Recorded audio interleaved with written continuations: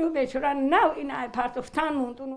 گلنیسا عبدالحیوا ساکنی دهه نونجمسی ناحیه واسه میگوید روزی 5 می اولین نشانه‌های مانند به بیماری کووید 19 را در بدن خود و دخترش احساس کردند. همه کسل چون کروناش میگن چیش میگن دیگه نمیدونیم که چی بدن نبودنش همش میدونم که همه کسل شدیم خواه دیگه ایشیشت خیز موندیم.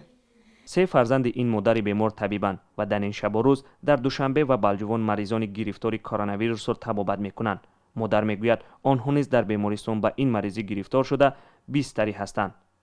به همین سبب فرزندان به کمک مادر و دیگر اعضای خانواده رسیدن نمیتوانند و تنها با تلفن توصیه میدهند.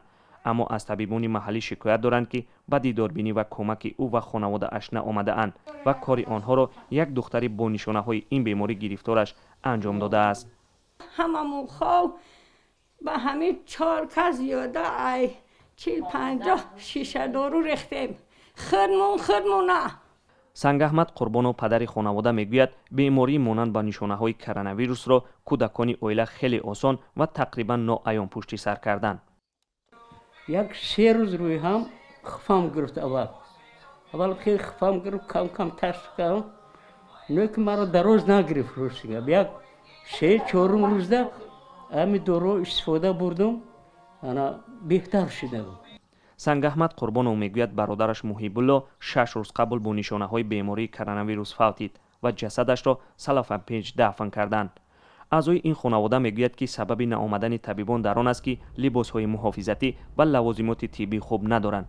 تعداد زیادی ساکنان منطقه کلاب نیز مثل مناطق دیگر از گرفتاری به بیماری مانند به نشانه های کووید 19 شکایت میکنند و میگویند یا به بیمارخانه مراجعت نکردند و یا به آنها در خانه طبابت کردن را توصیه داده اند. زیرا خروج کرونا ویروس شماره مراجعت به طبیبان را به مراتب افزوده است و بیمارستان های کشور نیز امکان قبول همه را ندارد. مثل که در کشورهای خارجی نیز در اوج خروج کرونا ویروس به بیماران وضعشان سبک کرانتین و طبابت در خانه را توصیه میدهند.